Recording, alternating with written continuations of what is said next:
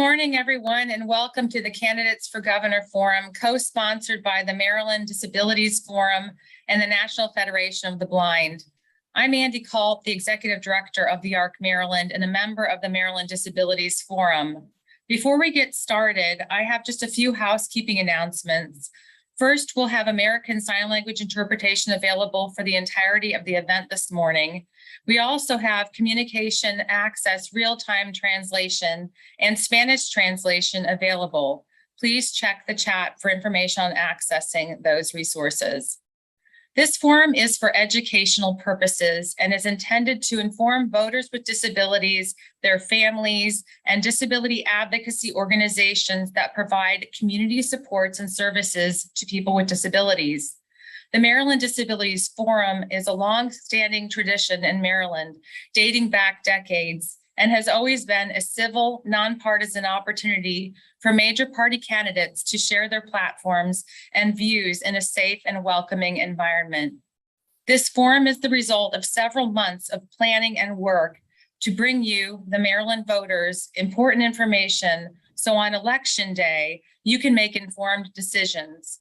Questions for the candidates have been pre-written and provided to the candidates before the event, and will only be asked in that format due to timing. Please stay muted for the duration of the event.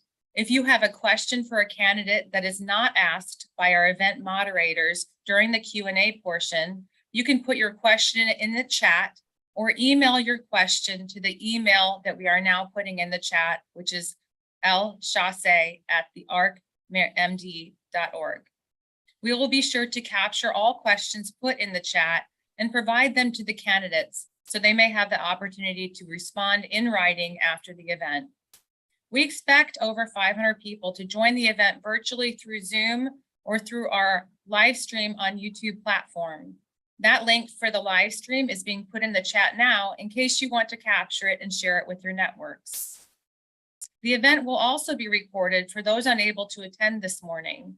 Please note that everyone's views are important.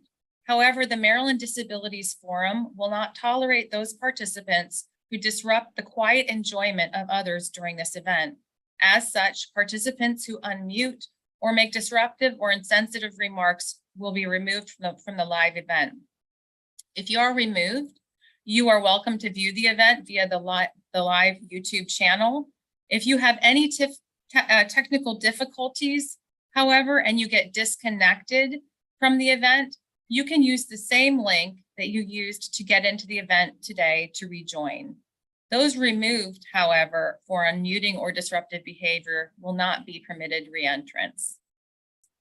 Now it's my pleasure to introduce our co-sponsors of this event, Mr. Mike Bullis and Ms. Mary Manzoni from the Maryland Disabilities Forum, and Mr. Jesse Schierick from the National Federation of the Blind. Well, thank you and good morning. I'm Michael Bullis, the chair of the Maryland Disabilities Forum. And as has previously been said, since 1994, the Maryland Disabilities Forum has hosted this opportunity to learn the gubernatorial candidates' positions on issues so that we can be an informed population. Back in 1994, we recognized that 15% of Marylanders have significant disabilities, whether because of age, accident, or other medical conditions. And this opportunity is not only for us, but for the candidates to learn about disability and to learn about what we want and what we need. In part, we do this because the most powerful position, arguably the most powerful executive in the United States, is the Maryland governor.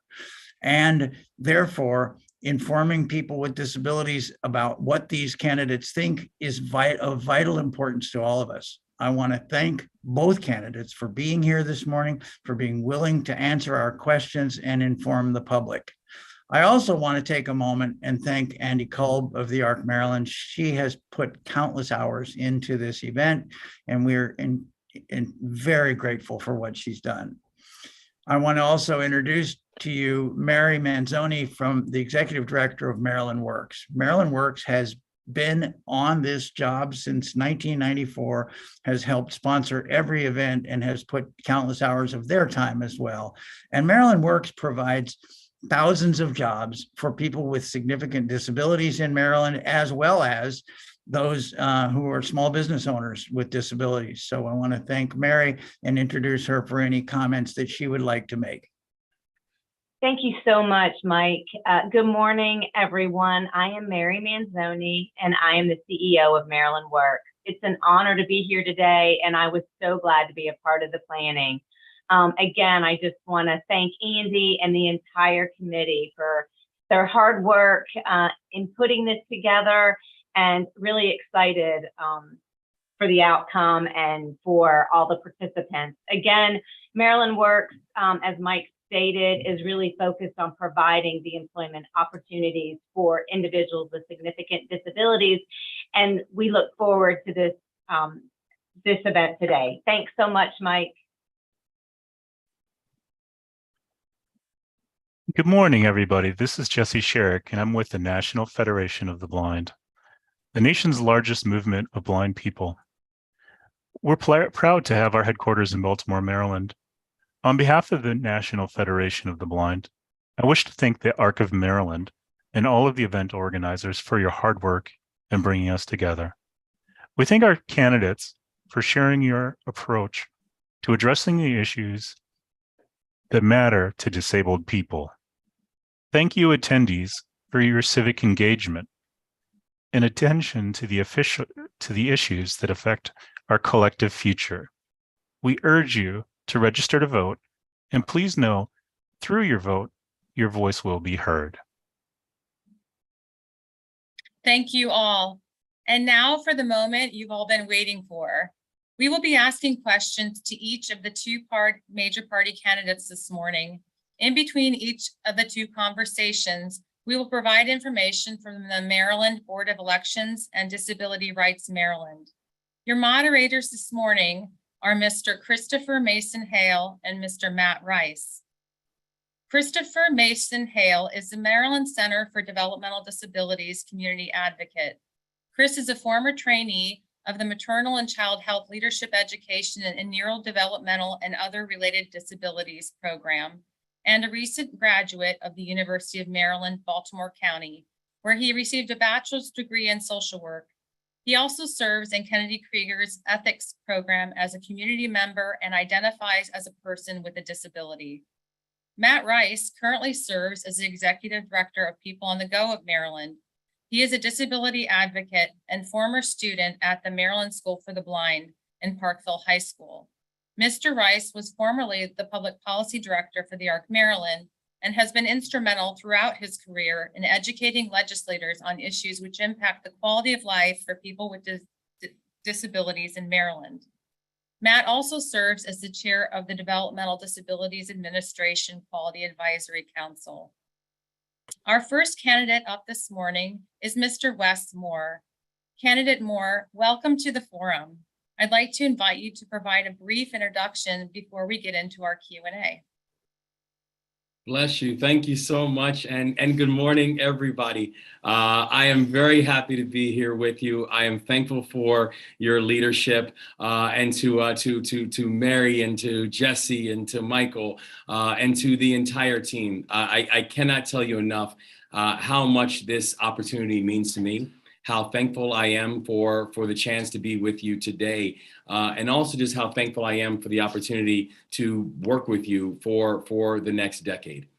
You know, this issue and how we are supporting persons with disabilities is not just important from a personal perspective, where both my wife and my sister are not just not only have all of us been advocates for persons with disabilities, but also for my wife and my sister are both persons who classify with disabilities and are active in terms of the advocacy and the leadership role that they know that they play in our communities. But it's also because knowing that your leadership in this moment is going to be crucial for our state. I believe deeply in the idea and the ideal that nothing about us without us. I believe deeply in the ideal that the only way for our state to be able to grow and build is if we do it together. And I believe deeply in the ideal, but something that I learned when I was in the military, when I first joined the Army when I was 17 years old. And it was a mantra they asked us to live by, and I did. And the mantra was simple: leave no one behind. Leave no one behind. And it's not just a mantra that this campaign is driven on. It's come January, it will be the new mission of the state of Maryland. We will be a state that leaves no one behind. And it's important that we are able to center the disability community and persons with disabilities in that conversation, understanding that it should not be okay for us to be a state that 28% more income is required for a person with disability to have the same standard of living as someone who doesn't. Yet we come nowhere near hitting that guide mark or classification in the state of Maryland, knowing that it's 2 times more likely to be unemployed. For a person with disability to be unemployed than their non-disabled peers, regardless of industry. That when we talk about ways to create economic pathways, work, wages, and wealth, when we talk about being able to support all of our communities and all of our industries, it must start with you. And so I'm grateful for the chance to be with you today. I'm grateful for the work that we've been able to do in the past together. And I'm excited about what this next decade is going to bring forward for not just our communities, but for the entire state of Maryland. And I'm looking forward to the questions. Thank you for that. And thank you for being with us today, Candidate Moore. We're going to start with the community inclusion section, and I'm going to start with the opening statement. Marylanders with disabilities, regardless of the type of disability, want to live, shop, work, attend school, worship, vote, and play in their communities alongside people with and without disabilities. Marylanders with disabilities do not want to be forced into institutional settings, such as nursing homes and other non-community settings. The question: Candidate Moore, what specific actions would you take as governor to expand the opportunities for people with disabilities to live, learn, work, and play alongside people without disabilities in the community? Thank you. And thank you for that question. And for our communities, they should not be forced to have to go into whether it be nursing homes or assisted living, because we should have a community and environment that is welcoming and supportive for all of our members of our community, to include persons with disabilities. You know, as I said, I'm running on a message where we are going to leave no one behind. And for too long, Marylanders with disabilities have been marginalized and discriminated against in everything from housing to transportation to education, environmental injustice, and so much more. And I believe that no matter where you start in life, that you deserve an equal opportunity to succeed.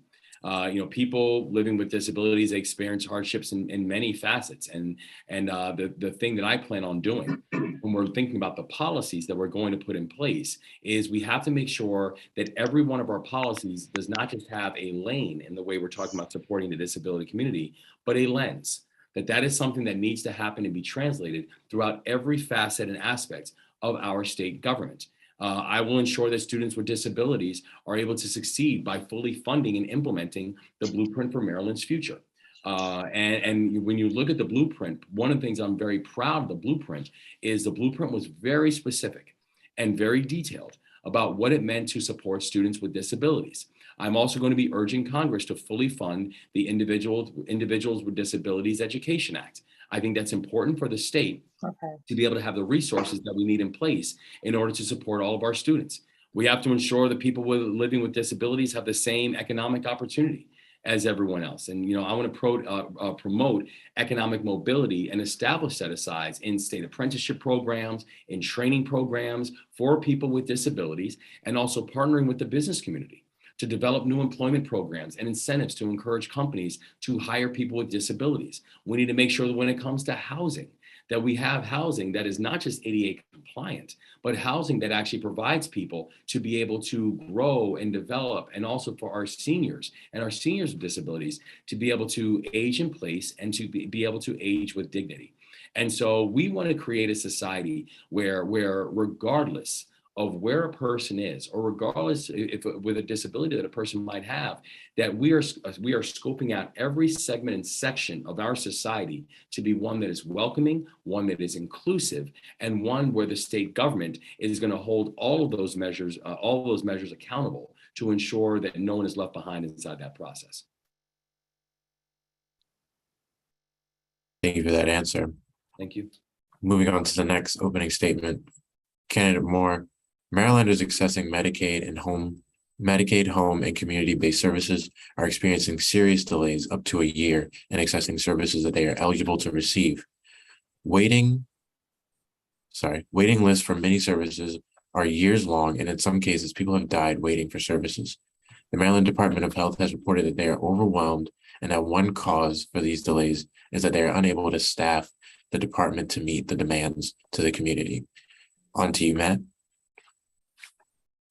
Thank you, Chris. Candidate Moore, if you are elected governor, what specific actions will you undertake to ensure that state agencies and programs are adequately staffed to provide efficient, timely, and quality services to people with disabilities? Yes. Thank you, Matt, and great question.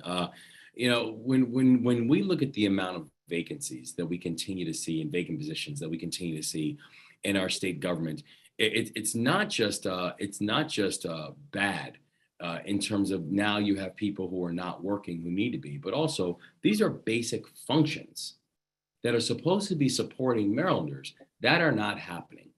And so in a Moore Miller administration, filling vacant positions will be a top priority. It is completely unacceptable that the current administration has allowed our state agencies to reach staffing levels that impedes the critical and the basic service delivery that we rely on. And the problems that we're seeing, frankly, across multiple state agencies is symptomatic of this longstanding practice of leaving these critical positions unfilled. And so if you just look at, for example, take a look at the office of the chief medical examiner, where there are overflows of sometimes 150 bodies, or the Department of the Environment, where they need about 187% more full-time employees, and they're failing at basic inspections.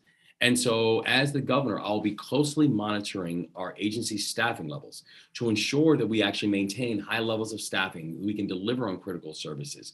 I will put constituents and our state workers first. We will ensure that people with disabilities are represented in our administration, that when people look at our administration, from everything from our cabinet secretaries to our agency heads, I want everyone in the state, including people with disabilities, to be able to look up and say, I see myself in this administration. And also, I'm a big believer that people who are closest to the challenge are the ones closest to the solutions. They're just hardly ever at the table, and our administration is going to fix that. We are going to make sure, when you look at things like the End the Wait Now law that went into effect last October, it requires departments to develop plans for reducing these waiting lists by 50%. And that's not happening. Our administration will work to fully implement this law to make sure that all Marylanders can access the critical care that they need. We are also going to address the underlying factors that's preventing us from attracting and retaining the best talent, that making sure that the talent that is there stays, making sure that the talent that we need comes. That is going to be a high priority for our administration, because we cannot continue talking about structural surpluses that's being done on the backs of workers, where basic entities are not taking place for Marylanders. In our administration, we are going to address that immediately. Thank you for that response. We're going to move on to the workforce section. I'm going to start with the opening statement. Candidate Moore, Medicaid providers and community providers of services to people with disabilities are in the worst workforce crisis in history. They lack sufficient staff to continue providing supports and to expand supports and services to new people with disabilities in need of home and community-based services. Medicaid providers rely on the state to develop and fully fund service rates that are sufficient to obtain and retain a qualified workforce. Direct support staff have a critical role in helping people with disabilities live and thrive in their communities. I'm going to pass it on to you, Matt, for the question. Thank you, Chris. Candidate Moore, given Chris's opening statement. If you are elected governor, how will you address the direct support workforce crisis and ensure that provider rates are adequately funded to allow them to recruit and retain quality direct support staff? Yeah, I mean, our healthcare workforce is undoubtedly one of the greatest, stresses of our hospitals and disability community that we're facing right now. And that is really just due to this unimaginable amount of strain that the pandemic has placed on healthcare workers, pushing many to leave the industry, but also it's highlighting the fact that what COVID did was it didn't just exacerbate a problem, it exposed it, right? Where we've been facing shortages even well before COVID, in positions in nursing and physicians and home health aides, and that's just to name a few. And so by filling these vacancies, creating a stronger healthcare pipeline, supporting healthcare workers in every aspect and phase of the system is going to be a priority for the work that we're doing and getting done. As I was stating earlier, our administration is going to provide funding for loan assistance, for financial supports, such as LARP, the Loan Assistance Repayment Program. We're going to push more students into the profession by developing new pipelines into the workforce through apprenticeships and grow and train our workers from the diverse hospital systems, for the fact that the state of Maryland has 4 of the top HBCUs in this country, and we are not using them properly to create the right pipelines for adding diversity into our workforce, that we are going to have a service year option for every single high school graduate. And in that service year option for every high school graduate, they are going to have a chance to have a paid year of service to the state of Maryland. And they can choose however they want to do it. It can be in the environment, it can be in housing, it can be in education, it can be in healthcare.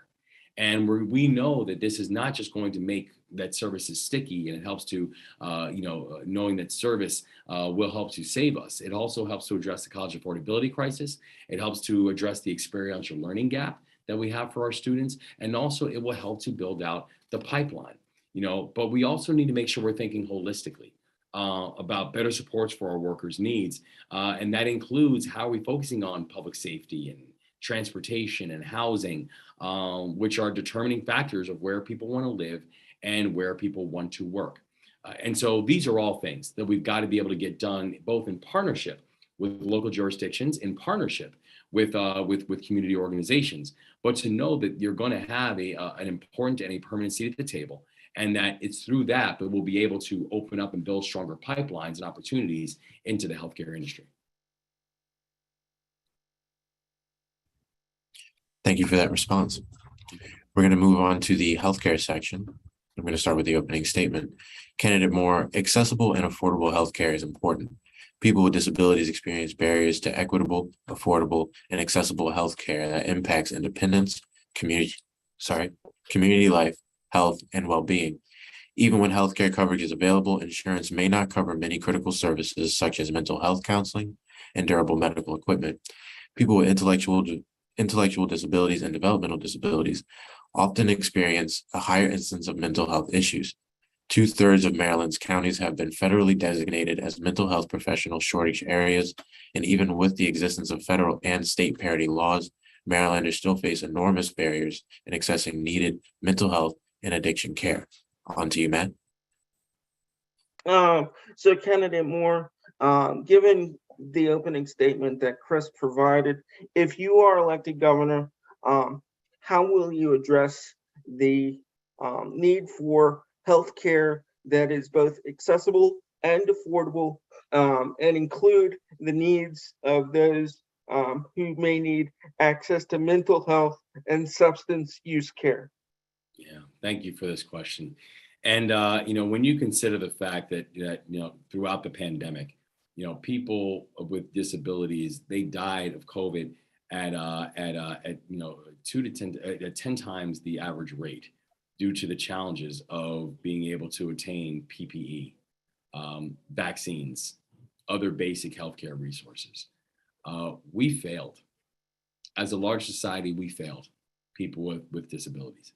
And when you think about what happened and what's continued to happen now with the staffing shortages in our healthcare workforce that I spoke about before, and particularly direct support professionals, particularly those who are directly involved in line inside the work, mental, behavioral health professionals. It's had a significant impact on our community, and particularly people with disabilities. So in our administration, we actually plan on working with healthcare providers to grow our healthcare workforce to ensure workers are receiving the pay and the benefits that they deserve, that we're closing the gap in coverage for around close to 60,000 Marylanders who lack health coverage. And that is when we will do that by working to ensure universal access to affordable health coverage. Our administration will get this done. And specifically, we are going to make sure that we are doing things like make enrollment and renewal in Medicaid, make it easier, and to every extent possible, automatic. That will provide extra subsidies to make private healthcare more affordable. That we're going to provide affordable coverage options for people who are not eligible for the exchange. That we are also going to do things like using the state power and using the state prowess to be able to focus on things like prescription drug price negotiations, because we know the inordinate and the unfair impact that does have, these rising costs of prescription drugs on communities with disabilities and people with disabilities. But the thing is, we also know that we can't stop there, because we're also really committed to ensuring that our state implements innovative, evidence-based harm reduction programs and a statewide trauma-informed care network. And we will dedicate resources needed to treat substance abuse and substance abuse disorders with the same zeal and the same urgency that we would any other healthcare crisis. And I've seen how this happens on local jurisdictions, where the city of Baltimore passed the Elijah Cummings Healing Cities Act. And that was after an elementary school in Baltimore had what all people would qualify and classify as a mass shooting, where 6 people were shot outside of an elementary school. And the students hid under their desks as they were taught to do. At the end of the day, the students left school and went home and walked past blood that was still on the sidewalks and police tape. And while that happened one day, the next day the kids came back to school as if nothing happened the next day. And so the Elijah Cummings Healing Cities Act was basically saying that we need to have trauma-informed care throughout everything we're thinking about when it comes to health and mental health, throughout every single segment and facet of our society. And I think it's not just a good model, it's one that the state needs to follow. And in our administration, the state will do just that.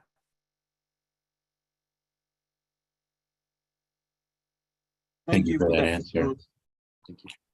Moving on to the next opening statement, Candidate Moore, people with disabilities want the same opportunities as those without disabilities. One of those opportunities is parenthood. Too often, people with disabilities are presumed incompetent based only on the fact that they have a disability. On to you, Matt. So Candidate Moore, if you are elected governor, what will you do to increase the expectations that the general public and agencies have around people with disabilities and ensure that competence is presumed? Yeah, I remember having a conversation once with someone. I was asking about a place that we both came of age in. And I asked him, and I said, do you think that we are products of our environments? And his answer back to me was, I think we're products of our expectations. And as soon as he said it, I thought to myself that he was absolutely right, that we weren't products of our environments, we were products of our expectations. And someone once said to me, it's a real shame that you lived up to your expectations, the other person didn't. And I said, well, the real shame is that we both did. That our society places these expectations on individuals. And that in many ways, that is the framework that individual feels like they need to exist. I fully support the supporting decision-making law, which presumes competence of people with disabilities. That was passed in the last session that just went into effect this month. And you will see within a Moore-Miller administration, it is something that we will be pushing forward and pushing aggressively on. I'm also a strong believer in personal narrative and the power of story to promote positive change. It's one of the most effective ways to fight stigma. It's one of the best ways to provide space for people to tell their unique stories and to share their lived experiences. Celebrations like National Disability Awareness Month are important, and I believe we can do more. But right now, people from Maryland's disability community are doing amazing work as educators, as entrepreneurs, as public servants.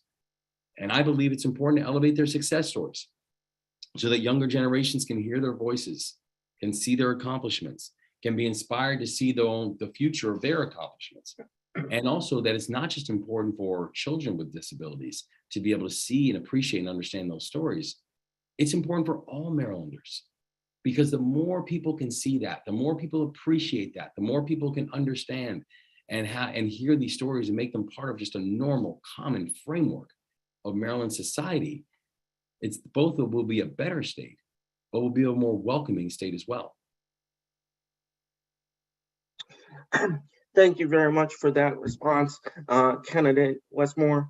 I'm sure our audience appreciates that very much.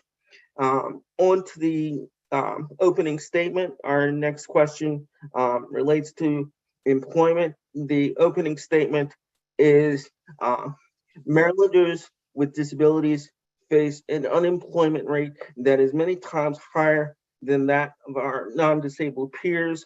The question, if you are elected governor, what will you do to increase the employment opportunities for people with disabilities and engage and educate the business community in order to do so? Well, first, it's important for all communities, both government workers, nonprofit organizations, the business community, philanthropy, to understand the dynamics that exist. As a leader, I am data-driven and heart-led, and data matters. And the data is very clear, where 27% of adults living with a disability live in poverty. There are more than 320,000 working age people across the state of Maryland with a disability. And so if I'm elected, I will make sure that these individuals have the opportunity to earn a living. And I believe that this work begins with being able to track working age disability data that can identify and co-design targeted practices and policies that actually close the employment gaps. I also believe Maryland needs to be a world-class apprenticeship system, and one that doesn't just prepare young people for a job, but identifies their passion and helps to create a clear pathway towards fulfilling careers. And that needs to happen, and make sure we're partnering with people with disabilities. I will work to promote economic mobility by establishing set-asides in state apprenticeship and also in training programs. That we will use incentives and encourage companies to hire people with disabilities. I'm also really interested and excited about some of the strong outcomes that we're seeing from the project search model. And I would like to see if we can scale what they're already doing in Howard and Montgomery counties.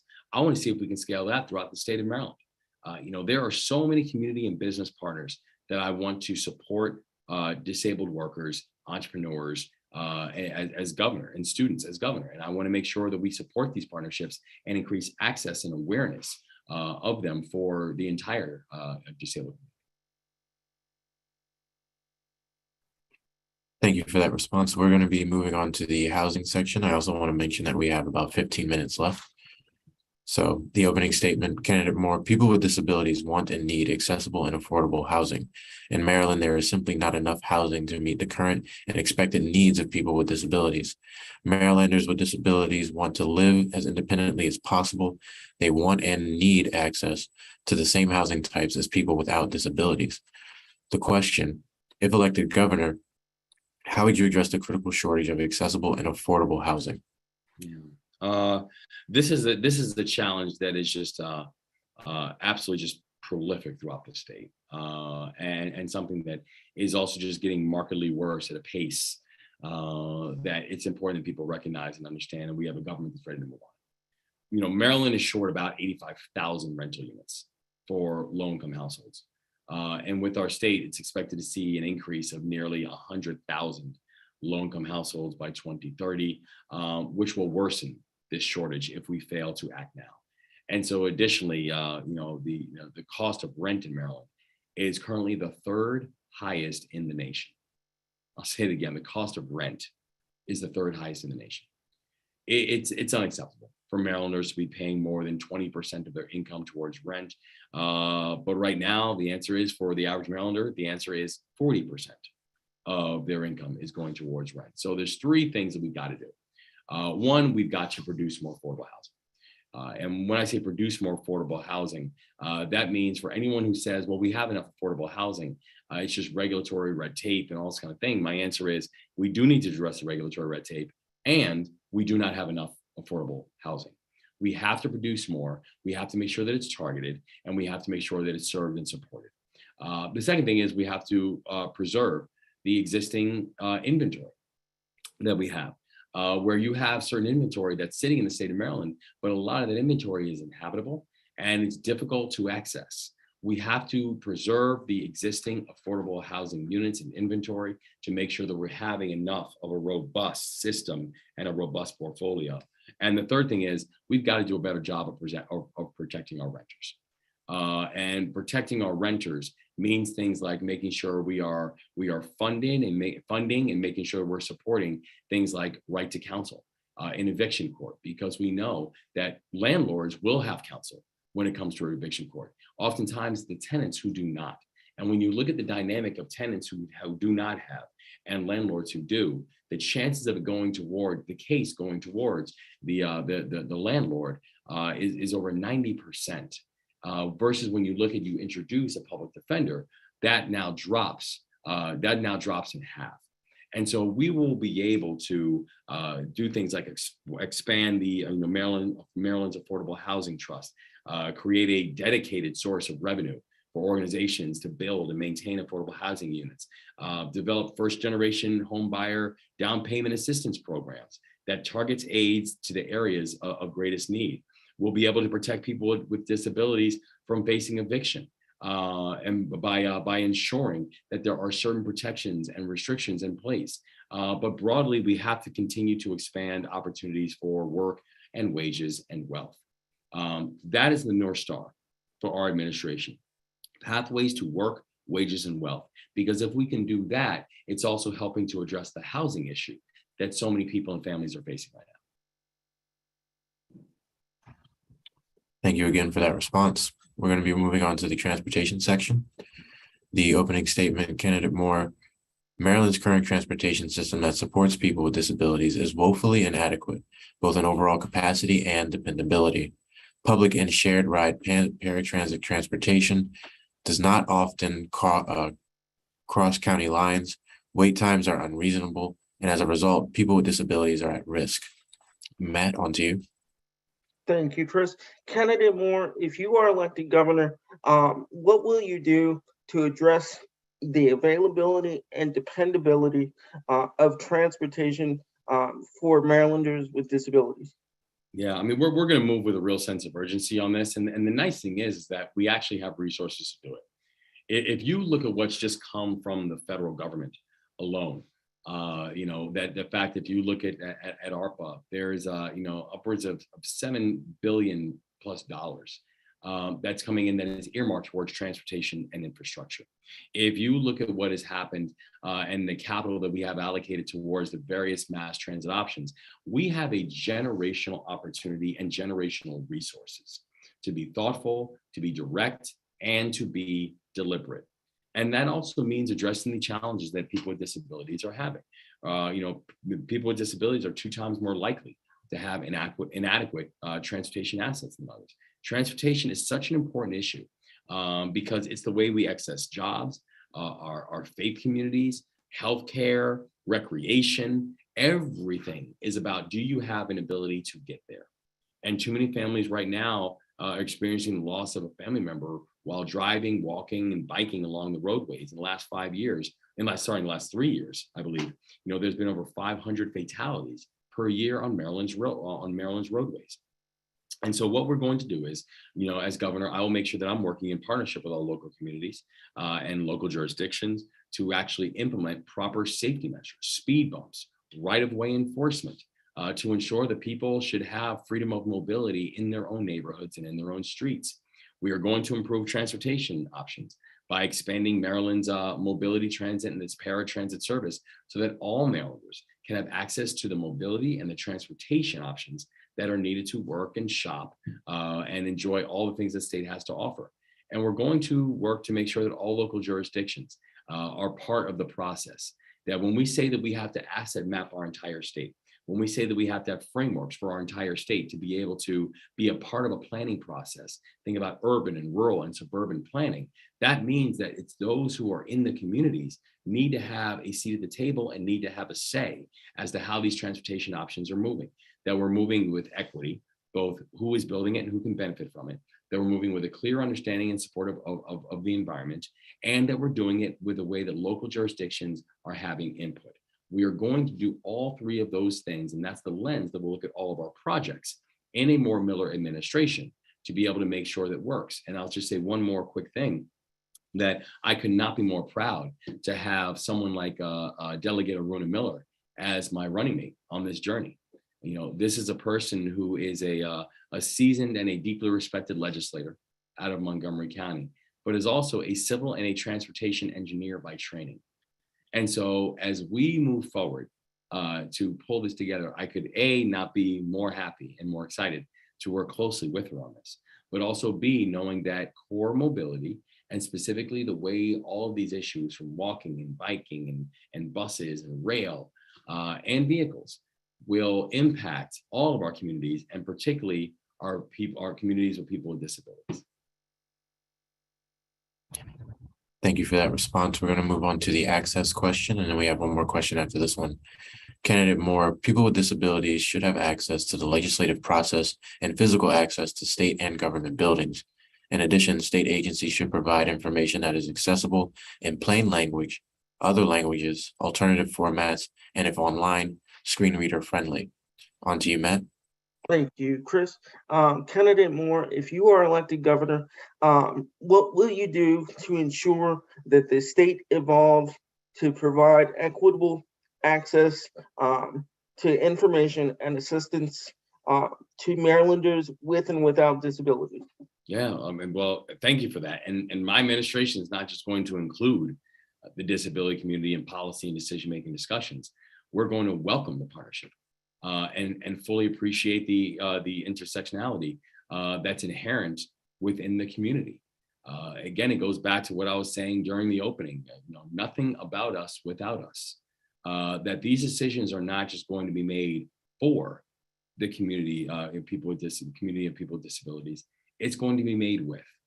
And my administration plans to create ongoing formal opportunities for engagement with disabled community, advocacy groups, families, parents, knowing that all of these decisions will be made in concert, and they will be made informed by many of you who are on this Zoom here, and for many people within our communities. We will ensure that events are accessible and purposeful. We will ensure that our actions are fully aligned with our values as an equitable and inclusive administration. We're going to make sure that that information is provided in plain language, accessible with technologies such as screen readers, exploring ways to provide information in multiple languages. We are going to make sure that the State House is the people's house, all people's. And that includes making sure that we are going to welcome the narratives and perspectives of the disabled community within our administration, on our walls, in our workplaces, in all of our educational homes and homes of worship. That this will be a welcoming moment for the community, for anyone who is a person with disabilities, because this is an administration that's going to take it seriously and take it personally. Okay, moving on to the next section. This is the education section. Candidate Moore, local school systems have struggled to recruit and retain educators for students with disabilities and school personnel, including bus drivers for students with disabilities.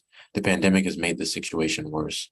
State and federal law requires students with disabilities to be educated alongside peers without disabilities to the greatest extent possible. Maryland ranks low on the list of states for school inclusion and segregates thousands of students in separate classrooms and non-public schools. On to you, Matt. Thank you, Chris. Candidate Moore, if you are elected governor, what will you do to make sure that Maryland schools are adequately staffed, to promote inclusion for students with disabilities so that they can learn and succeed alongside their non-disabled peers? Thank you for the question. I was very proud to work on the blueprint for Maryland's future. A groundbreaking piece of legislation that truly focused on ensuring that we could have a 21st century world-class education system for all of our kids, and not just some of them. And we know that we are going to be able to hit the ground running and work hard to work in partnership with our legislature, where I was very glad that they were able to get it passed, and glad that they had the votes and the hard work to get a veto override done when the current governor decided not to support it. But very excited about what we can get done together in this moment. And so as governor, I remain committed to fully funding the blueprint and fully funding the targeted dollars receiving, that were received by special education services, that were included in Maryland's blueprint.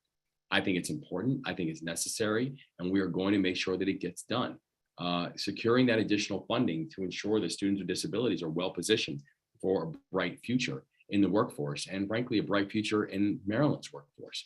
We know that we are going to be able to urge our partners in Congress to fully fund the individual disabilities education act that has been consistently underfunded. Now, I think it's to the tune of over $350 million a year. We've got to address that, and we need for our federal partners to be able to help to take the leadership on that. Maryland was also allocated about $1.9 billion in ARPA ESSER funds, and we need to ensure that folks with disability are being thought of and engaged as we discuss additional funding and additional supports. That money is earmarked towards ensuring that all of our students are getting a proper pathway to success, including children with disabilities. And so when you're talking about a generational opportunity of having essentially $2 billion coming in to help to address that, we need to be smart and inclusive in the way we're doing that. Importantly, we must also address the critical shortage of special education teachers and special educators. That this thing existed long before the pandemic, but we are now continuing to watch its absolute epidemic levels. And so if we are going to do that, making sure that if we're going to grow as a state, education is going to be and has got to be a top priority for us to do that and get that right. In a way that frankly, watching how we have not seen real wages and increase in wages and benefits, we've seen massive staffing shortages. We have not seen educators with the tools that they have or the partnership for the parents. Those are things we got to move on, and we got to move on quickly. And in our administration, we will. Thank you for that. That concludes our moderation. Great. And thank you for joining us, Candidate Moore, and for sharing your views with us today, for recognizing National Disability Employment Awareness Month, addressing our workforce crisis, and talking about the other issues that are important to our community through your responses. So we hope you enjoy the rest of your day. And thanks again for being with us. Well, I just want to once again just say bless you and thank you. I can't tell you enough how much this opportunity means to me, how much it means to my family, how much it means to our communities. In order for our state to grow, in order for our state to succeed, in order for our state to build, we've got to do it together. We've got to do it in a way that when a part of our state cheers, that's never going to be good enough. We need for our entire state to cheer for our success. We need for our entire state to understand how important it is that every Marylander is seen and heard and represented. And that includes making sure that each and every one of you, the groups and the communities that you represent, are core and an important part of that conversation. So I just want to say bless you. Thank you. And then I humbly ask you for your vote. I humbly ask you for your support. And I ask you for your support, not just on November 8th, which I would love to have. But I very humbly ask you for your partnership when we head to Annapolis in January. This is a special time. We're going to get this done. So again, God bless you and thank you all so much. Thank you. All right, we will now take a short educational break. We have some good resources for you. Before we talk to our next candidate for governor, Mr. Dan Cox. I've seen some comments in the chat. I'm disappointed that Mr. Cox wasn't here, but Mr. Cox is here. The structure of this event is that we are interviewing, or not interviewing, I'm sorry, questioning the candidates one at a time. So please stay tuned for our Q&A with candidate Cox immediately following this education break. So now we're grateful to have presentations from Samuela Ansa from Disability Rights Maryland, which is the state's protection and advocacy organization, and Rachel Rockfall from the Maryland State Board of Board of Elections. While the training is taking place, please feel free to put any questions you have in the chat, and Samuela and Rachel will be providing live answers to your questions. The resources they are sharing will also be put in the chat, sent to all registrants of this forum, and available on the ARC Maryland website later today.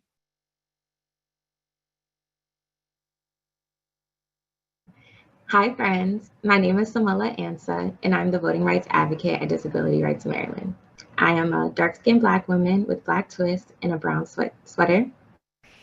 Disability Rights Maryland is the state's protection and advocacy agency. We provide free legal services to Marylanders of any age with all types of disabilities. Today, I'll be sharing some rights you have as a voter with disabilities in Maryland. This is Disability Rights Maryland's Voting Rights Guide, complete with a list of your rights as a voter on the left and a voting action plan on the right, so you can create a plan to cast your ballot. You can find this resource in English and Spanish on our website, and the link will be in the chat box. This presentation will go over the rights you have as a voter and important dates you can use in your voting action plan. You have the right to an accessible polling location. You can check accessibility at your assigned polling location through the voter lookup portal with the link in the chat. Every polling location should have accessible parking spaces, an accessible path from the parking area to the polling place, including curb cuts where needed, an unlocked and unblocked accessible entrance to the building, at least 32 inches wide, including ramps if necessary, signage showing the accessible entrance, and seating for voters waiting to vote. You can bring a service animal with you, and you do not need to disclose your disability. If your polling place is missing any of these requirements or there are obstructions you notice, please alert an election judge immediately to get the issue resolved.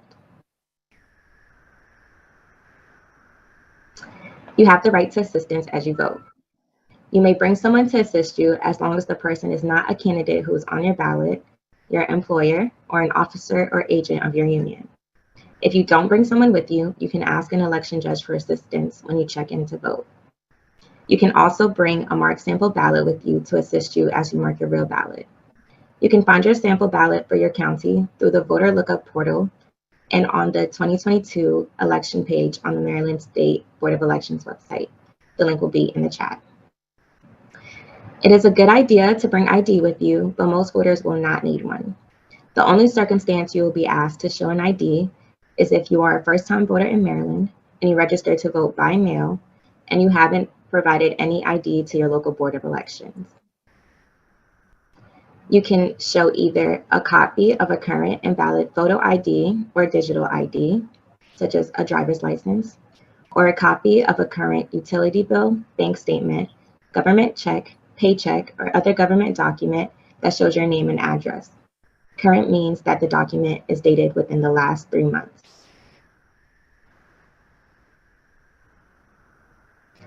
If something goes wrong with your voting experience, you can file a complaint under the Help America Vote Act with the State Board of Elections, and the link will be in the chat.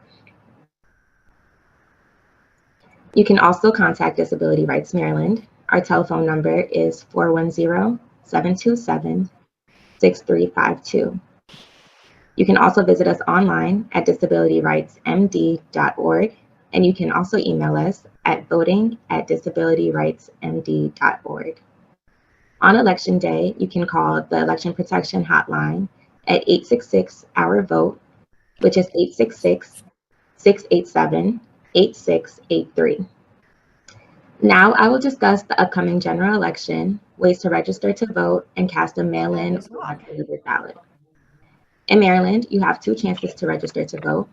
On or before October 18, 2022, You can register to vote online, in person at your local Board of Elections, or through the mail with a voter registration form for those without a Maryland state ID. I will leave links to voter registration in the chat.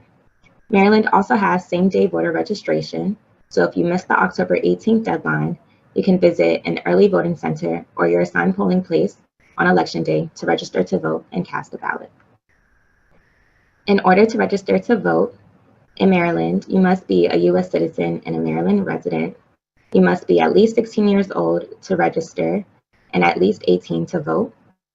You must not be under guardianship for an intellectual disability, or if you are, you have not been found by a court to be unable to communicate a desire to vote. You should not have been convicted of buying or selling votes, and you should not be currently serving a sentence of imprisonment for a felony conviction. I will now discuss how to request a mail-in ballot and vote a mail-in ballot. Any registered voter can request a mail-in ballot. To request a mail-in ballot, you can call the State Board of Elections call center at 410-269-2840 or visit elections.maryland.gov. You can also text BBM to 77788. If you are mailing or hand delivering your request and would like your ballot delivered by mail or fax, the deadline for receipt of the mailed request is 8 p.m. on Tuesday, November 1st, 2022. If you are emailing, applying online, or faxing your request and would like your ballot delivered by mail or fax, the deadline for receipt of the request is 11:59 p.m. on Tuesday, November 1st, 2022. If you are mailing or hand delivering your request and would like your ballot delivered by email, deadline for the receipt of the mailed request is 5 p.m. on Friday, November 4th, 2022. If you are emailing or faxing your request and would like your ballot delivered by email, the deadline for receipt of the emailed request is 11:59 p.m. on Friday, November 4th, 2022. You can request to permanently receive your ballot by mail, and for a ballot delivered to your email, you will need a printer, an envelope, and stamps. You can also use an online ballot marking tool to mark a ballot delivered to your email. Once you receive your ballot, you must fill it out, seal the envelope, sign and date the oath on the back of the envelope. You can hand deliver your ballot to the Board of Elections office, place it in your mailbox, or to the nearest drop box. You can also drop it off at your polling location by 8 p.m. on Election Day. The instructions and more information on deadlines will be included in your mail-in ballot packet. If you request a mail-in ballot, please return your ballot by mail. If you request a mail-in ballot and go in person to vote, you will be issued a provisional ballot, which will be counted after the elections. Lastly, I want to encourage everyone to consider becoming an election judge. Election judges play a very important role in the election process. Election judges work as a team to ensure a fair, accessible, and inclusive election. Election judges are trained before Election Day and are paid for their work. If you would like more information on how to become an election judge, please contact your local Board of Elections. That is all the information I have for you today. Please feel free to reach me if you have any questions or if I can be of any assistance. Next, we will have Rachel Rockfell from the State Board of Elections to go over your in-person voting experience. Thank you. This is Rachel Rockfall at the Maryland State Board of Elections. I am a white woman with brown hair and brown eyes, and I am pleased to take you through the in-person voting experience for the 2022 gubernatorial general election. Early voting runs Thursday, October 27th through November 3rd, including the weekend, and Election Day is on Tuesday, November 8th. All voting dates, the polls open at 7 a.m. and close at 8 p.m. When you arrive to the voting location, you'll check in at the check-in area, and you'll either be receiving a ballot activation card or your ballot in a privacy sleeve. To use the ballot marking device, you'll insert the ballot activation card, and you can begin using the touchscreen to make your selections, or you can mark your ballot by hand at a privacy booth. Once your ballot selections are made, you'll review and scan your marked ballot into the scanning unit. Your vote is not cast until you scan your ballot. And before you leave, you'll receive an I voted sticker. Election judges, also called poll workers, direct voters through the voting experience and are pleased to be of assistance as needed. These judges assist voters with using the ballot marking device and scanning unit. They issue ballot activation cards or paper ballots and I voted stickers. Now we'll view a short video on the in-person voting process. Hello, my name is Shakria Satterfield. I'm from the Maryland State Board of Elections, and we're going to do a walkthrough of a mock polling place. The first person our voters will meet when they come to a polling place will be our greeters. Our greeters will assist the voters and direct them which way to go through our voting process. The first station that the voter will come to will be our check-in table. Most of our voters will be the standard voter, but if we have a first-time voter or someone who may not be able to be found in the poll book, then they would be directed to our same-day registration judge. Additionally, we may have voters that show up to drop off their absentee ballots at the polling place. There will be a designated area for that as well. Our standard voter or a provisional voter will receive their voter authority card. If you have a provisional voter, they will be escorted over to the provisional voting station, where a provisional judge would help them vote through the provisional process. Now, our standard voter would receive their voter authority card, and they would go to the ballot issuing station, where the ballot issuing judge would let the voter know that there are two ways in which you can mark your ballot, either by hand or using the ballot marking device. If the voter decides to use the ballot marking device, then they would receive the ballot activation card. Once the voter has their ballot, should they choose to vote by hand, they will be directed over to one of our voting stations, where we will provide the voter with a pen so that they can complete their ballot. If the voter chooses to vote electronically using the ballot marking device, they would take their ballot activation card over to the ballot marking device, where we will have instructions for that voter as well as an additional judge in this area to assist the voter if needed. Now, whether the voter chooses to vote with the ballot marking device or by hand, one of the last stations the voter would proceed to would be the scanning unit. Remember, a ballot is not cast until it is scanned successfully through the scanning unit. Should the voter have any problems or issues, there will be a chief judge's area where they can come over and assist that voter. Once the voter has successfully scanned their ballot, the last judge that they would see would be our sticker judge, where they will receive an I voted sticker and go on about the rest of their day. Thank you. And that is the in-person voting experience, whether you mark your paper ballot by hand at a privacy booth or use the ballot marking device to make your ballot selections. Now we'll go over using the ballot marking device in more detail. Once you receive your ballot activation card given to you by the election judge, you'll insert it in the lower right-hand corner, and then you'll make your selections by touching the screen.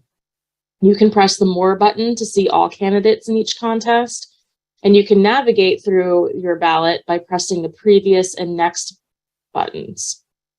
You can also use a Braille embossed keypad and headphones or your own accessibility device to hear the choices and make selections. Finally, once you've completed marking your ballot, you review all the selections on the summary screen. If any changes are needed, just press the contest and be redirected to the selection screen for that contest. Once choices are confirmed, press print and remove the voted ballot. To cast your vote, scan your ballot activation card into the ballot scanner, where it will drop into the secure ballot box. Here is a more detailed video showing you how to use the ballot marking device. Welcome to the ballot marking device, which can be used by all voters, including those with special needs, to mark their ballots. Please take a few moments to watch this video to learn how to mark your ballot quickly and easily. Step 1. Insert ballot activation card. First, insert the blank ballot activation card you received at check-in into the slot on the ballot marking device.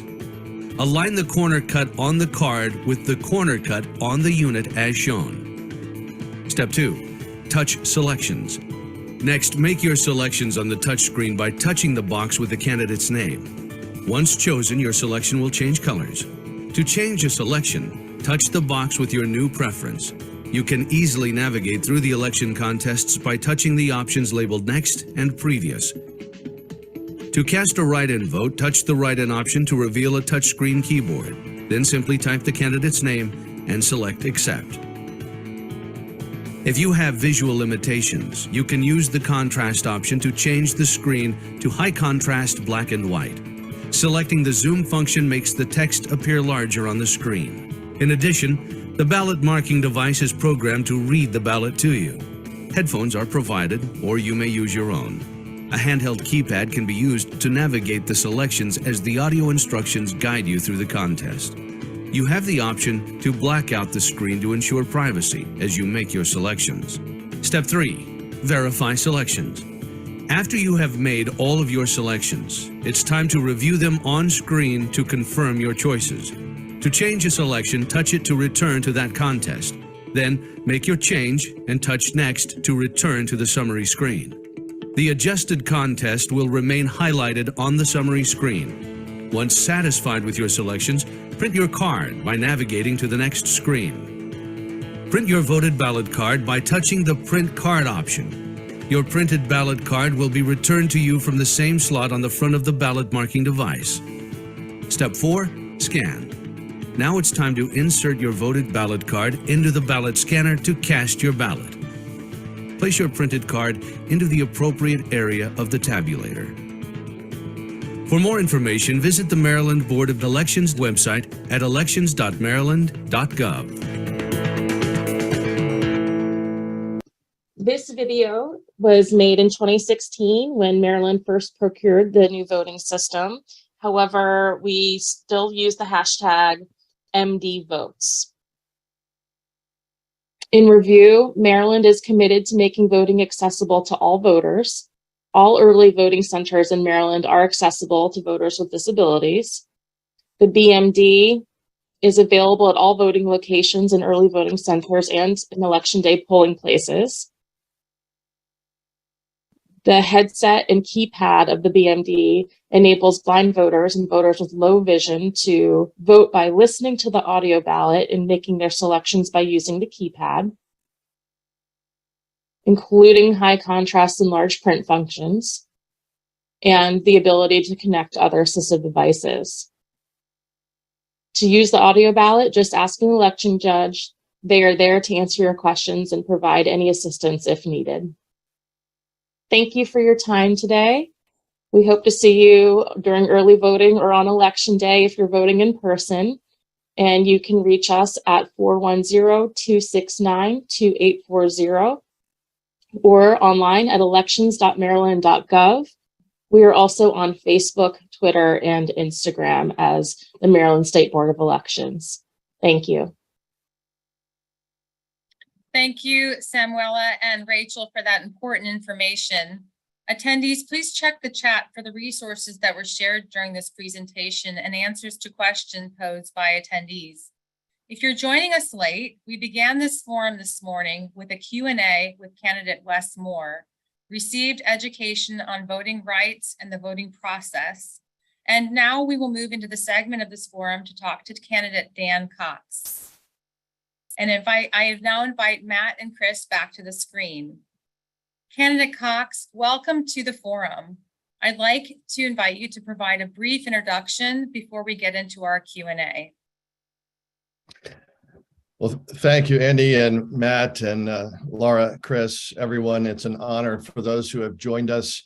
It is a great honor to be here with you today, and I wish you the greatest blessings from the Lord. It's an exciting opportunity in Maryland to make sure that all of our citizens have the resources and the support that we know that we require as people under the Constitution. We are made equally before God. Imago Dei is my motto, and that means as a civil rights attorney for 17 years, as someone who has worked very hard to support individuals with disabilities, including even taking action against the state of Maryland when needed to protect employees that were being discriminated against. through all the way through my wife and myself having a personal stake in the future of opportunities for the disabled and protection for the disabled with our own son, our precious son who's has Down syndrome. So our hearts are absolutely in support of the disabled and the community of and all of the needs as disabilities. And so what I want to start with saying is that in the last 2 years, we have seen an approach to the access to care and resources that includes simply a lockdown approach, a lock you down, lock you out, and prevent you from having equal care and equal access. And each of us know what this means. This included preventing you from outpatient care, preventing from therapy services, preventing from in-home care, and preventing, sadly, even from the education that we all know is necessary to continue to advance for both our students as well as adult continuing education. This happened on the watch of those who are, continuing to advance the campaign of my opponent.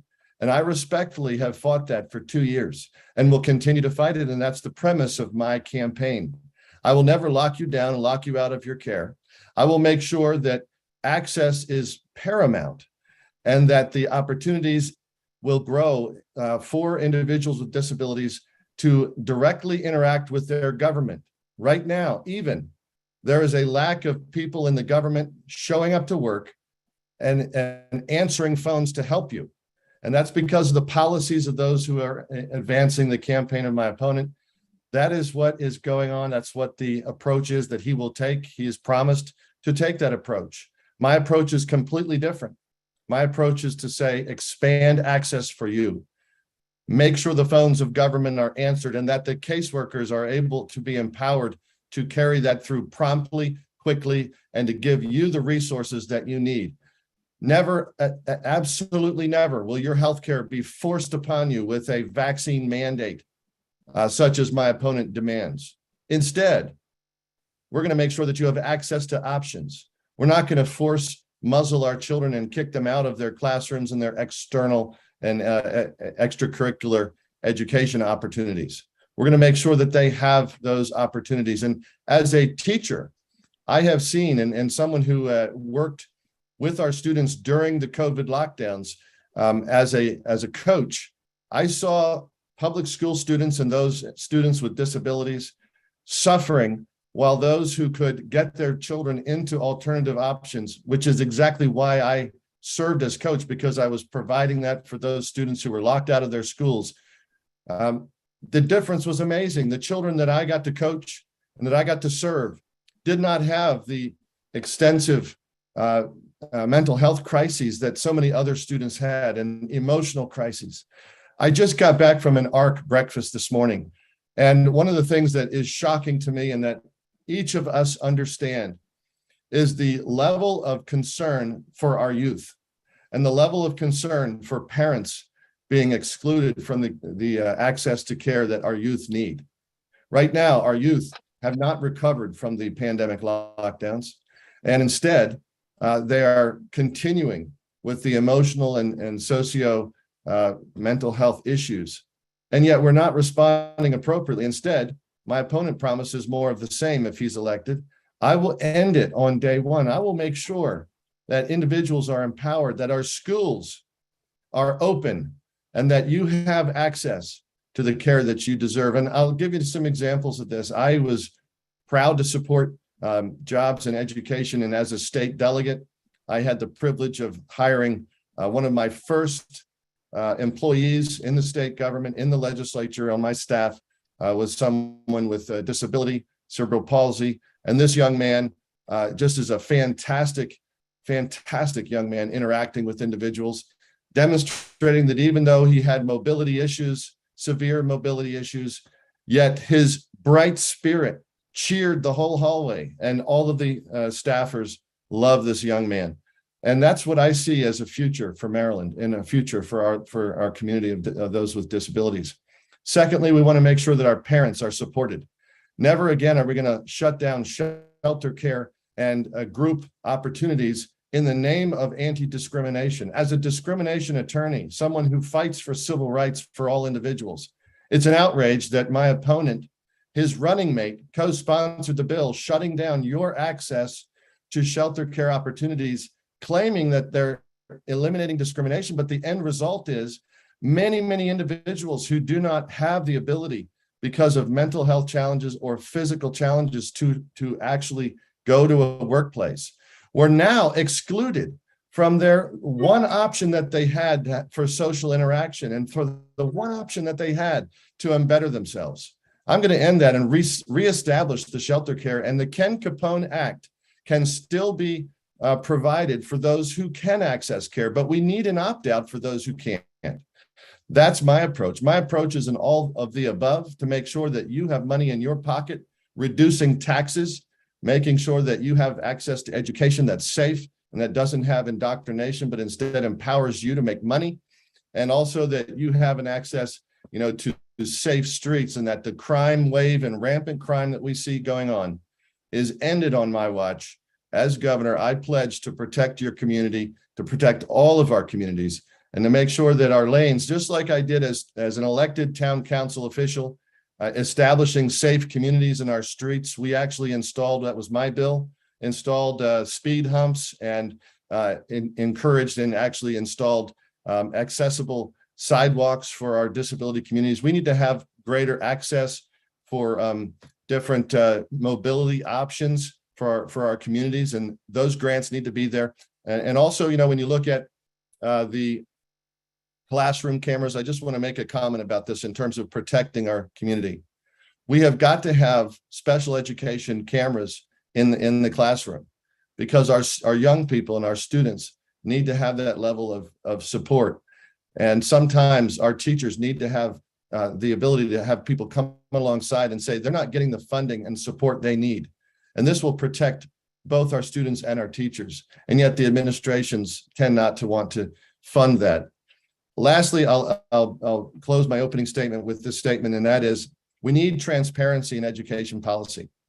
We need to make sure that all of the decisions from the new Kirwan Commission are parent-driven, and that our access to care options include all of our disabled community. We cannot have what I fought in the legislature as parts of the Kirwan Act, unaccountable staff members withholding funds from different education programs because they didn't like the particular administrator or the particular program.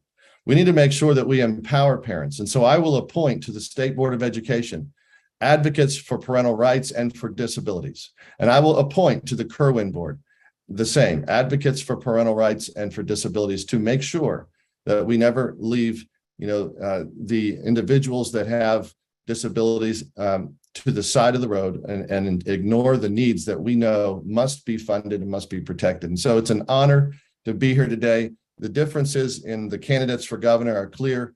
I just want you to know my candidacy is about your freedom and your protection. And I pledge you that that's exactly how we're going to run the state government for your best. Thank you for joining us today, Candidate Cox. We're going to start with the questions. We're starting with the community inclusion section. Candidate Cox, Marylanders with disabilities, regardless of the type of disability, want to live, shop, work, attend school, worship, vote, and play in their communities alongside people with and without disabilities. Marylanders with disabilities do not want to be forced into institutional settings such as nursing homes and other non-community settings. The question, Candidate Cox, what specific actions would you take as governor to expand the opportunities for people with disabilities to live, learn, work, and play alongside people without disabilities in the community? We need to make sure that the funding is there for our communities to access different programs within the community. And that includes reestablishing the sheltered options and the different interactions for those with disabilities. So what has happened under the Ken Capone Act is an inadvertent denial of your community engagement. And this includes, activities that really encourages everyone to embetter themselves, to have, the interaction with those who volunteer. So I think we can get this done through expanding both the internship programs as well as the volunteerism in the community. We also need to make sure that there are accessing, there's care that's accessed through community health-based centers, and encouraging all of our different resources, such as any kind of exercise facility that has that's community-based, and even similar to what I worked on in the legislature, was expanding access for those with disabilities and particular hearing disabilities for our movie theaters, to make sure that they had options in the theater to watch films when everybody else could see the films. And so I worked on that. I was proud to see that pass this past session. That was a bill that was near and dear to my heart. And so that's, I think, the approach is to a practical, pragmatic approach that I will take to expand those options and make sure the funding is there for our communities. Thank you for that response. Moving on to the next opening statement. Candidate Cox, Marylanders accessing Medicaid, home, and community-based services are experiencing serious delays, up to a year in accessing services that they are eligible to receive. Waiting lists for many services are years long, and in some cases, people have died waiting for services. The Maryland Department of Health has reported that they are overwhelmed, and that one cause of these delays is that they are unable to staff the department to meet the demands of the community. On to you, Matt, for the question. Thank you, Chris. Candidate Cox, if you are elected governor, what will you do to ensure that agencies and government programs are adequately staffed to provide efficient, effective, and timely access to quality services for people with disabilities? Thank you for the question. We're going to end this nonsense of allowing everyone to pretend that they're working and showing up and failing to show up to work through the telework program unless they have a certified doctor's note or a certification from a physician or their other caregiver that provides authority for that. Right now, we have a debacle in state government where there's many workers that are sitting at home and have been for 2 years and do not show up and do their duty. And so when you call in the departments, they don't answer the phone. The caseworkers sometimes are overwhelmed, like you mentioned, because there's a shortage. So we need to take immediate action. The difference between myself and my opponent is that I intend to get this done immediately. I will not waste a single moment to restaff our offices and to ensure that anybody who doesn't show up for duty, unless they have a legitimate authorized reason that's signed by their physician or other legal reason, they will be dismissed, and we will make sure that these jobs are filled and that the opportunities are there for all of our community to have immediate access and care. This is a serious issue in Maryland. We have, as you mentioned, people have died over this lack of access. And when you combine that with the overreaches of the forced mandates, forcing individuals into healthcare situations such as our long-term nursing care, without allowing funding for home care during a time when there's a pandemic at nursing homes. This was a debacle. It was horrific. It was wrong, and it will never happen on my watch. We're going to make sure that we ensure every person is safe in the provision of the community-based service and in the access of state government care. Thank you for that response. We're going to move on to the workforce section. The opening statement, Candidate Cox, Medicaid providers and community providers of services to people with disabilities are in the worst workforce crisis in history. They lack sufficient staff to continue providing supports and to expand supports and services to new people with disabilities in need of home and community-based services. Medicaid providers rely on the state to develop and fully fund service rates that are sufficient to obtain and retain a qualified workforce. Direct support staff have a critical role in helping people with disabilities live and thrive in their communities. On to you, Matt, for the question. Thank you, Chris. Candidate Cox, if you are elected governor, how will you address the direct support workforce crisis and ensure that provider rates are sufficient so that they can attract and retain quality direct support professionals? Well, I think that first and foremost, we need to lower our rates by allowing competition. Right now, there's a problem with a backlog of and a denial of competition. So there's great programs that are available through other states and other insurance programs that are being denied us here in Maryland. That's got to end. And we need to expand Medicare options. And right now, one of the problems we see in Maryland is that a lot of most of our private care coverage does not have opt-in coverage to cover the same things that Medicare and Medicaid will cover. So that many of our community and the disabilities community are going to get care and yet then having to be denied or pay out of pocket because they were not allowed an opt-in for their private insurance. And then in addition, we need to force and call the state legislature to fix the Medicare gap and make sure that all of our citizens that need Medicare can get that. Our disability community has got to have access to that care and provision. So those are some of the points that we would start. And I think that when you look at the staffing issue, we have to make sure that we attract high quality staffing. We should raise the pay of those who are involved, because when you finish your degree and you look at the pay, your degree with a master's and all of your work is going to end up being probably at least $100,000 in debt. And it'll take you years and years to pay that off because the pay is not commensurate. We need to change that remedy, get our education costs down. That will boost our workforce. Thank you for that response. We're moving on to the healthcare section. I also want to point out that we have about 25 minutes left. Candidate Cox, accessible and affordable healthcare is important. People with disabilities experience barriers to equitable, affordable, and accessible healthcare that impacts independence, community life, health, and well-being. Even when healthcare coverage is available, insurance may not cover many critical services, such as mental health counseling and durable medical equipment. People with intellectual disabilities and developmental disabilities often experience a higher instance of mental health issues.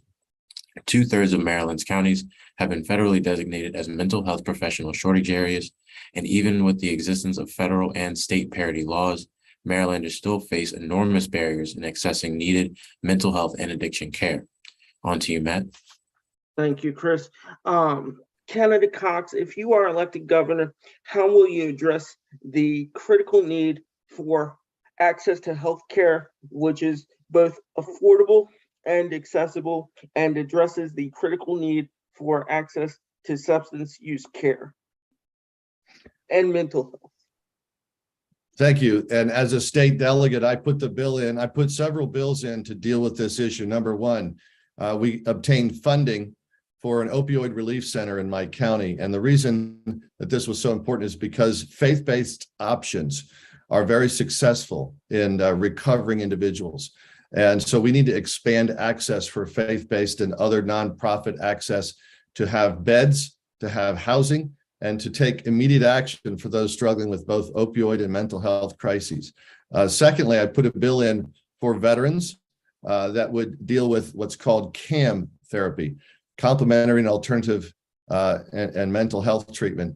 This is not necessarily funded right now because the normal procedure that the state of Maryland wants us to take is to follow a medicinal route that simply prescribes pharmaceuticals. And yet many of our members of the disabilities community want to have access to other forms of care, including complementary and alternative medical care.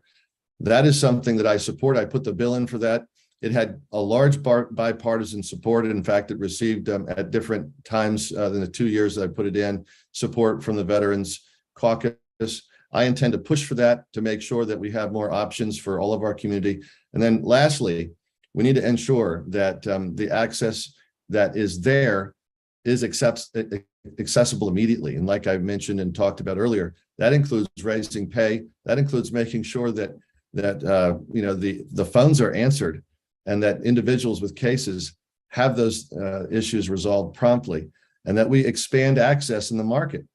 I mean, it's wrong to have our healthcare system denying access that people in other states can access simply because of a rule regarding cross-state sales. So we need to make sure that if we have waivers, we can obtain waivers. I supported the Down Syndrome Waiver Act. I believe that's something that we should expand for Medicare to obtain waivers for members of our state with disabilities. And I would work very hard to make that happen in Maryland. Thank you for that response. Moving on to the next statement. Candidate Cox, people with disabilities want the same opportunities as those without disabilities. One of those opportunities is parenthood. Too often, people with disabilities are presumed incompetent based solely on the fact that they have a disability. On to you, Matt, for the question. Thank you, Chris. Candidate Cox, if you are elected governor, what will you do to increase the expectations that the general public has about people with disabilities and ensure that competence is presumed? I'm sorry, could you restate your question? If you are elected governor, what will you do to ensure that the general public expectations around people with disabilities are raised and ensure that competence is presumed? So I think we need to make sure that competence is presumed, and that's the law. I mean, we need to ensure that parents are defended and protected, and that all individuals have access to provision of their own family protection, their own family life. Family is the foundation of society, and if we destroy or undermine family life, it upends both our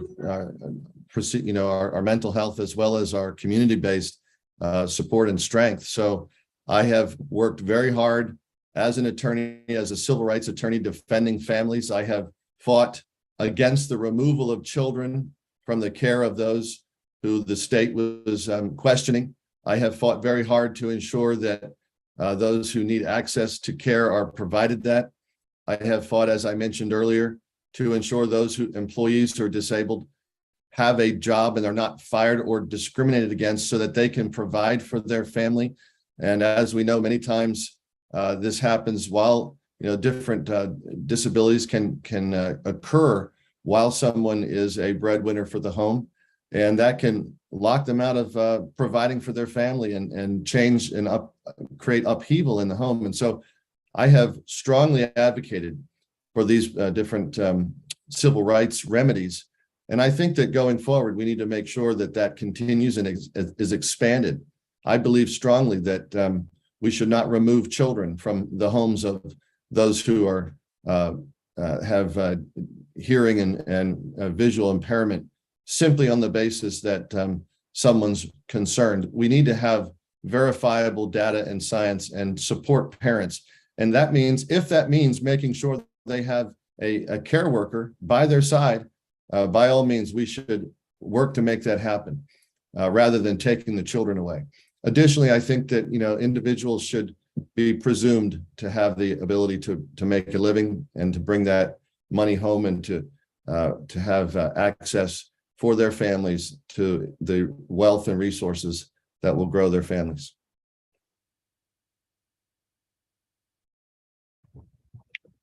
Thank you for that. We're moving on to the employment section. On to you, Matt, for the opening statement.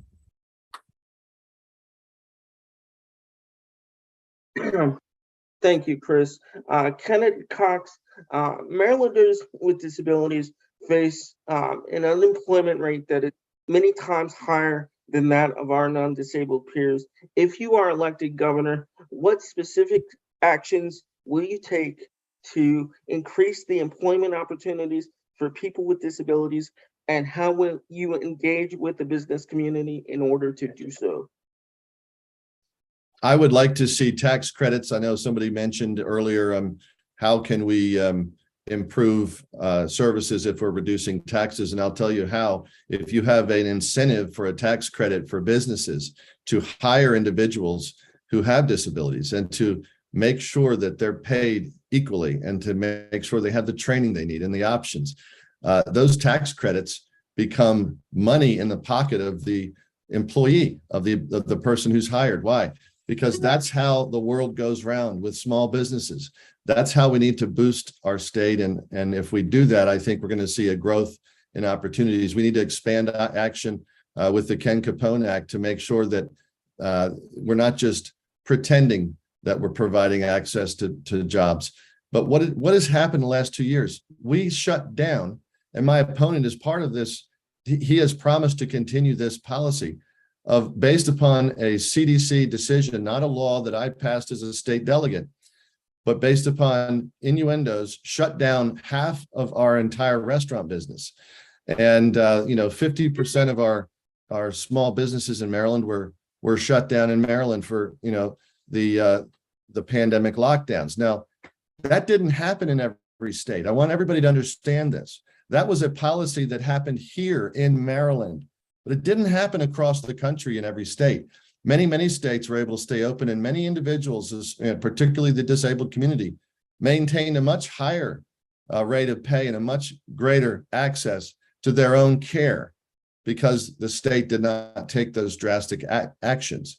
So I want something very clear to be said and understood, that I will stand with the disabilities community and with all of our small businesses to make sure that jobs are there and are never, ever shut down, and that you are not locked out of your income, put into a phone line that says, I need somebody to help me, that won't answer the phone to give me unemployment insurance, and then stuck potentially facing eviction because of this issue or other hardships, such as being locked out of your different healthcare access. This has been a big issue in the last 2 years, and it will continue if you elect my opponent. That's the plan that they have set forth. I will not allow that on my watch, and I'm working very hard to expand options for all of our community. So I have been very grateful for the opportunity to serve in the legislature to advocate for your rights. Like I said, I was the Republican who worked across the aisle, putting in the law to make movie theaters have more resources and options for our disabilities community to make sure our visual and hearing impaired have those options, and also to bolster our small businesses with tax credits and options so that they can hire more people. We have a job shortage like never before. And part of the reason is we do not value the jobs. The businesses that provide the jobs are being overtaxed, overregulated, and shut down. And so I'm going to turn that around, and we're going to make sure that you have jobs available and that you won't have to leave the state to prosper. Thank you for that. We're moving on to the housing section. I also want to point out that we have about 15 minutes left and 4 questions left. Candidate Cox, people with disabilities want and need accessible and affordable housing. In Maryland, there is simply not enough housing to meet the current and expected needs of people with disabilities. Marylanders with disabilities want to live as independently as possible. They want and need access to the same housing types as people without disabilities. The question, Candidate Cox, if elected governor, how would you address the critical shortage of accessible and affordable housing? This is a huge difference between myself and my opponent. His approach is, as he said, was to increase your need to litigate in court through having a public defender help you litigate against landlords. That's absurd, because it doesn't address the need to make sure that you have money in your pocket to pay your landlord the rent so that you get to keep the apartment of your choice, and that you don't get to be dragged into court over, whether just because you don't have money in your pocket. And so my approach is to lower the taxes, meaning, why is it that people are calling me like Andre and sending emails from Baltimore City saying that he's getting priced out of his apartment by 34% increase in rents this year? Why is that happening? Because the property taxes went up 34%.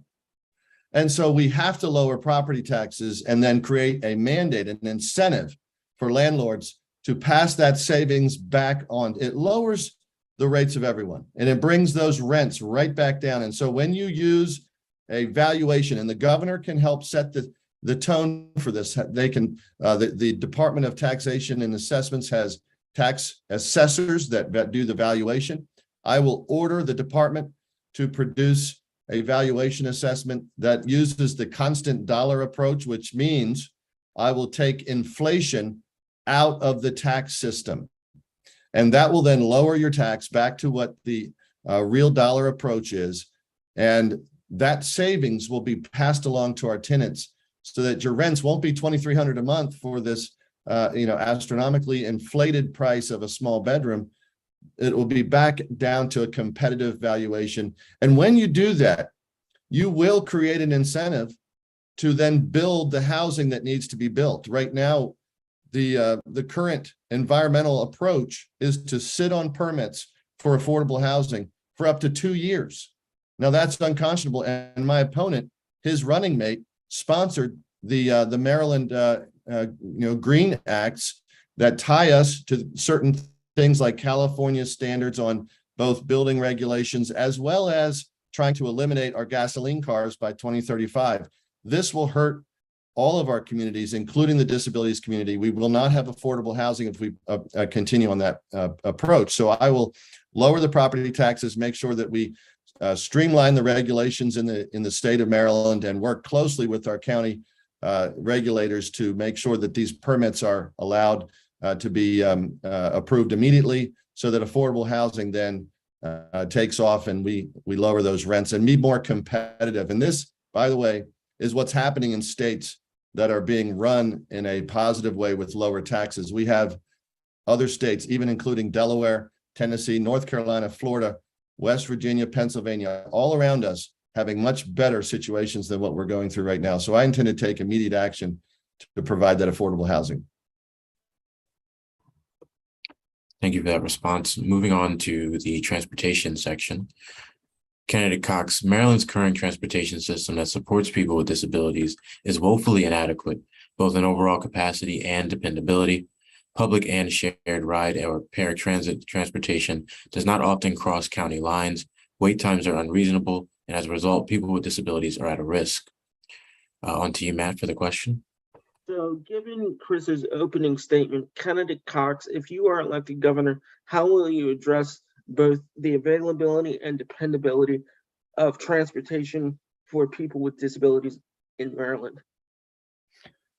That's an excellent question. I will work immediately to streamline the agencies that provide this access to and availability for transportation, particularly for our communities that are homebound and disabled. I have a neighbor, I'll just tell you that is, I've been working on this issue because they live on the county line, and unfortunately their property is, and this is an elderly couple, is right on the opposite side of the county line. And so the transportation of one county comes to the county line, but it won't go to their driveway. So they have to, and it won't even come up the street.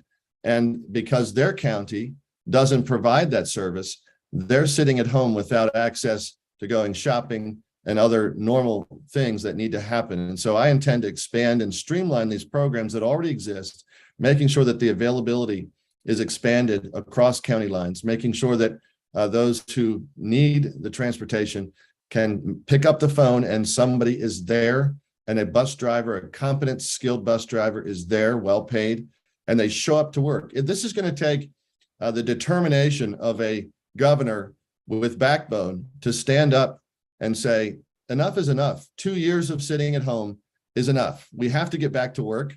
We have to make sure that we train, and provide opportunities for our drivers. That's the way forward. And it's what's happening in other states, but it's not happening in Maryland because the policies aren't driving it. So I intend to make those policies work for all of us. Thank you for that response. We're moving on to the access portion, the opening statement. Candidate Cox, people with disabilities should have access to the legislative process and physical access to state and government buildings. In addition, state agencies should provide information that is accessible in plain language, other languages, alternative formats, and if online, screen reader friendly. On to you, Matt, for the question.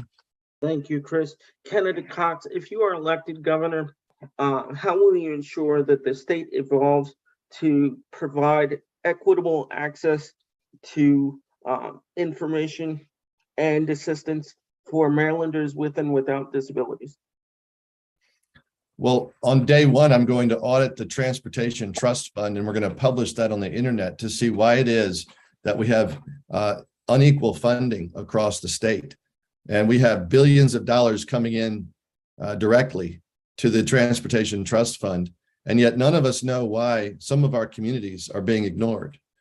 I'm going to audit that and publish it and provide transparency, and that's just step one. Step two is to do the same thing for all of our agencies, so that the Department of Disabilities Administration will have their information much more transparent, accessible. We're going to work alongside the stakeholders in each agency and department that will ensure that they have the state resources they need to provide the access and the care that the law demands. This is, something where the law has been set aside for the last 2 years. The laws are there, the programs are there, but they're not being properly enforced. And so I intend to bring that to bear and to make it happen. And this, the proof of this is the fact that for the last 2 years, I have fought in court to enforce the Constitution and the laws. And then even at this very moment, the Court of Appeals is being asked by my legal team to enforce the Constitution to protect our voting rights. This is important. We have to enforce and establish the Constitution and laws of Maryland. And that includes for our disabilities community. And that includes transparency. I'm appalled at, for instance, our crime statistics that unfairly target certain communities are not being published. So we don't know where we have to fix things and spend resources and support our communities. It's being hidden, covered over. And so those communities end up continuing to be disadvantaged.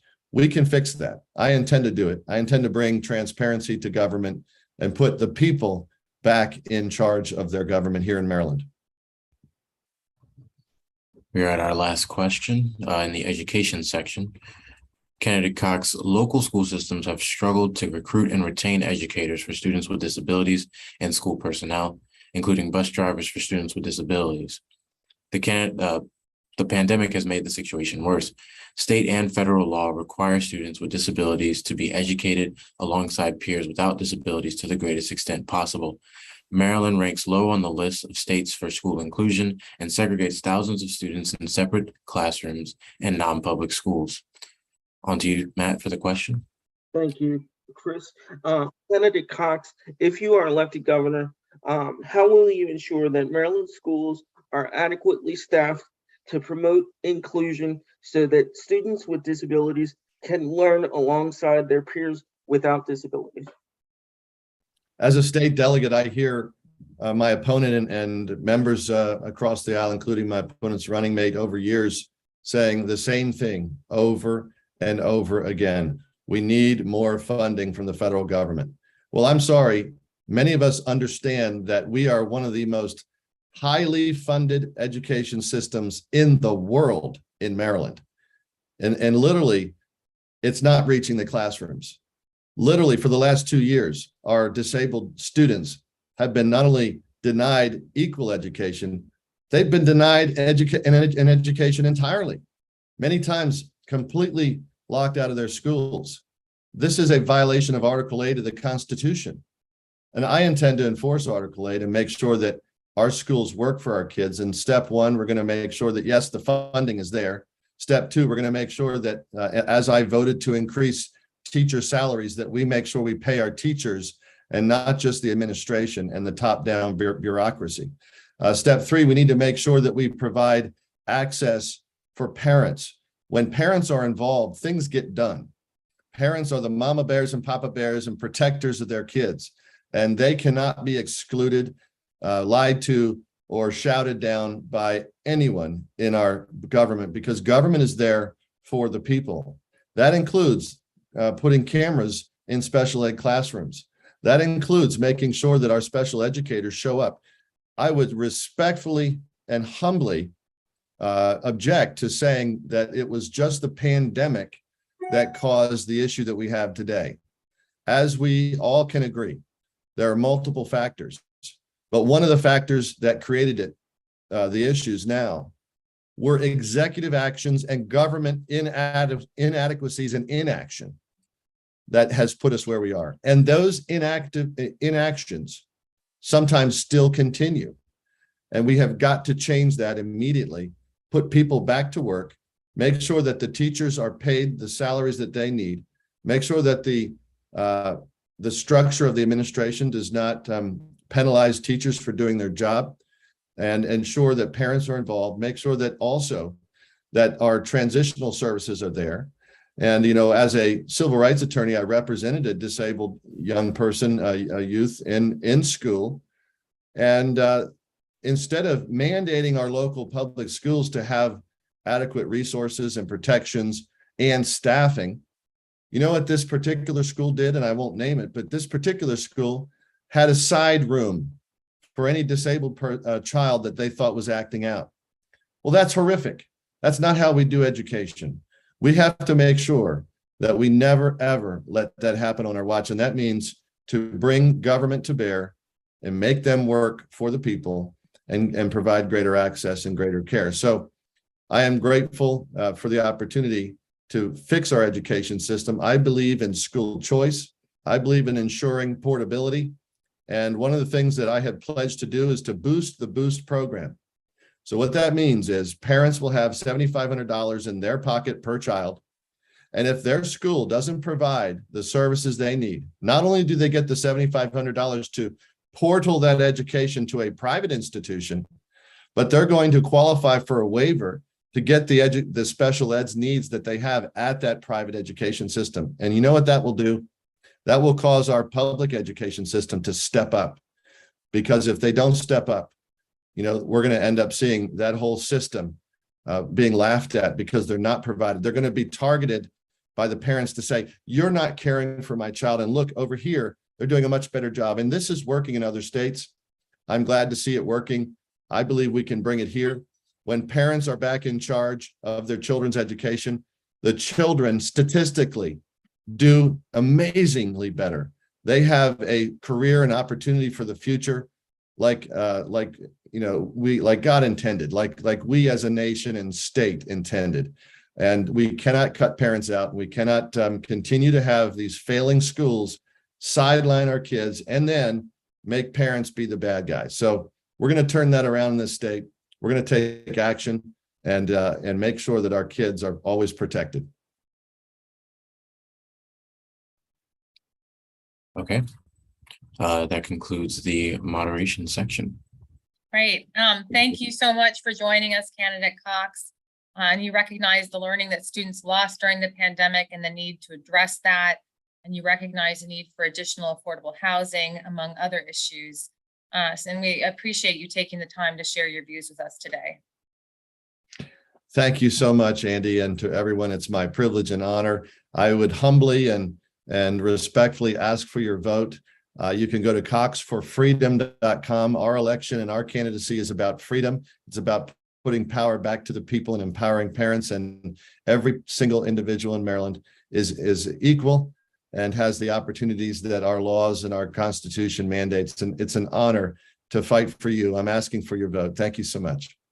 Thank you for being here. And thank you, Matt Rice and Christopher Mason Hale, for your excellent moderation of our candidate forum this morning.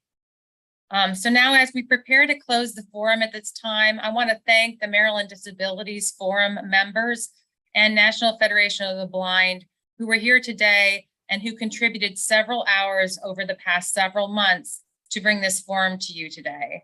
I'd also like to thank the candidates, Mr. Wes Moore and Mr. Dan Cox, and their teams for all of their hard work and coordination to make this event possible for Marylanders with disabilities.